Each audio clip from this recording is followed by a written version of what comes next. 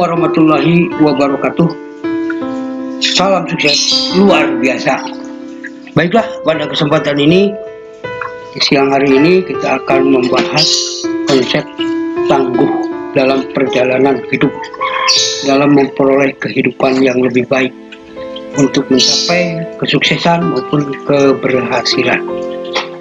Dalam konsep tangguh ini yang kita harus pahami bahwa yang disebut dengan tangguh itu artinya kita berjuang sampai titik darah yang penghabisan, berjuang sampai kematian memisahkan kita. Artinya kita tidak pernah menyerah, tidak pernah kalah, selalu perjuangkan apa yang kita inginkan, apa yang kita harapkan, sesuai dengan target, sesuai dengan cita-cita, sesuai dengan impian yang kita inginkan. Nah, pada konsep tangguh ini kita akan bicarakan 3 strategi yang harus kita punya. Yang pertama adalah tidak menyerah kalah sebelum benar-benar kalah. Artinya apa?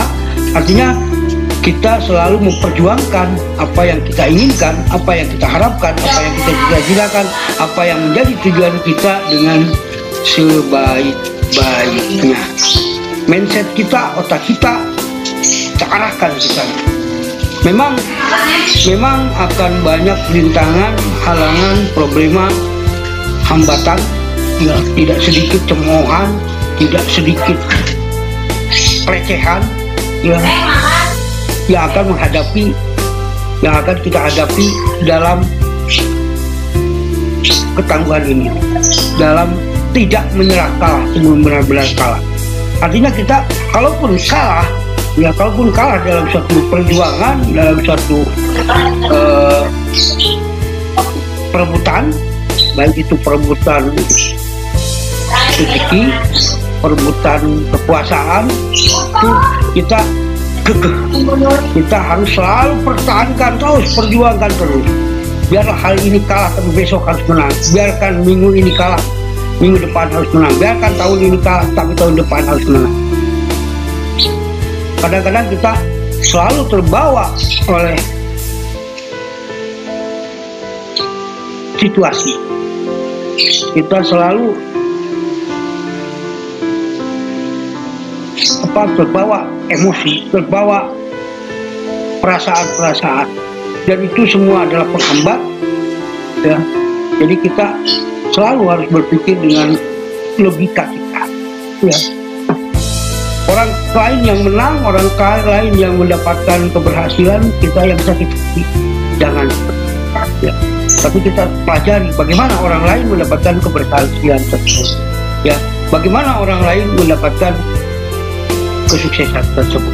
Nah, kalaupun kita misalnya dizalimi orang lain, dihianati orang lain, ya, kita pelajari, kita strategi, dibuat strategi lagi yang lebih baik, ya.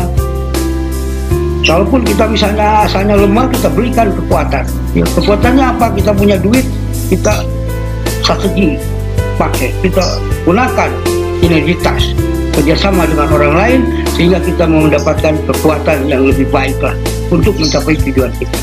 Ya, itu yang pertama. Satu, tidak menyerah kalah sebelum benar-benar kalah. Yang kedua, tidak pernah mencoret orang untuk selama-lamanya. Terkadang kita kalau disakiti orang lain, ya, dihina orang lain, dibully orang lain, kita selalu mendendam. Kita selalu perasaan kita yang bermain di situ, anjing nih, goblok, gitu. Pada akhirnya kita selalu berbicara yang kasar, berbicara yang pada akhirnya hati kita akan hancur di situ. Ya. Kita mikir aja orang lain kok bangis seperti ini kepada saya, orang lain kok menghina kepada saya. Nah, itu jangan pikirkan itu. Ya, kita tidak pernah mencoret orang untuk selama-lamanya. Hari ini mungkin kita dibenci orang tersebut, tapi mungkin besok atau lusa kita disayangi oleh orang tersebut. ya. Tapi yang penting bagaimana kita selalu menjalin pertemanan, bagaimana sih kita selalu memberikan silaturahmi ya dengan orang ya. Kita biarlah orang lain menghina kita, biarlah orang lain, tapi kita tetap bekerja, tidak menyerah kalah sebelum tujuan kita tercapai ya. Kecuali misalnya mati sudah tidak ada harapan lagi, ya sudah ya, kita tidak bisa.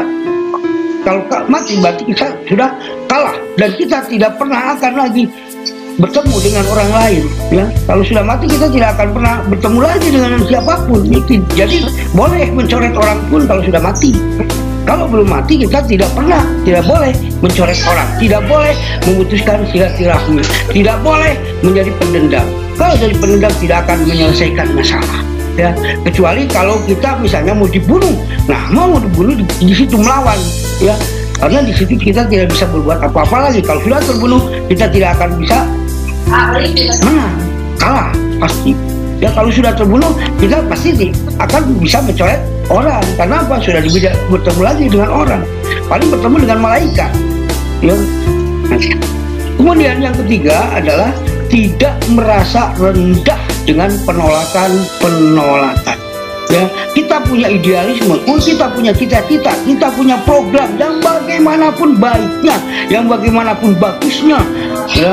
Jangankan manusia biasa, Rasulullah SAW ya, yang jelas-jelas membawa syariat Islam, membawa ajaran dari Allah Subhanahu wa Ta'ala untuk kebaikan dunia dan akhirat ya, masih tetap aja ada yang merendahkan ya, ada saja yang menghina, mencelakakan ya. Tapi karena kekeh, karena tidak menyerah kalah sebelum benar-benar kalah, tidak mencoret orang untuk selama-lamanya ya, juga tidak merasa rendah dengan penolakan tersebut, pada akhirnya tercapailah keberhasilan ya.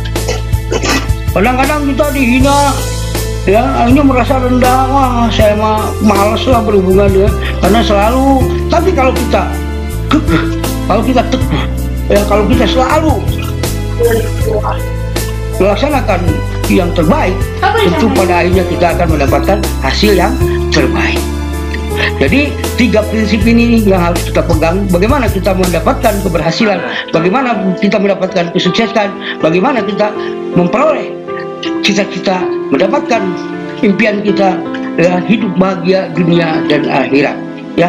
Jadi 1, tidak menyerah kalah sebelum benar-benar kalah. 2, tidak pernah mencoret orang untuk selama-lamanya. Dan 3, tidak merasa rendah dengan penolakan. Itulah yang bisa saya sampaikan. Mudah-mudahan bermanfaat untuk semua.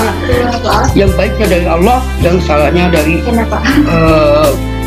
saya sendiri selaku manusia. Wassalamualaikum warahmatullahi wabarakatuh.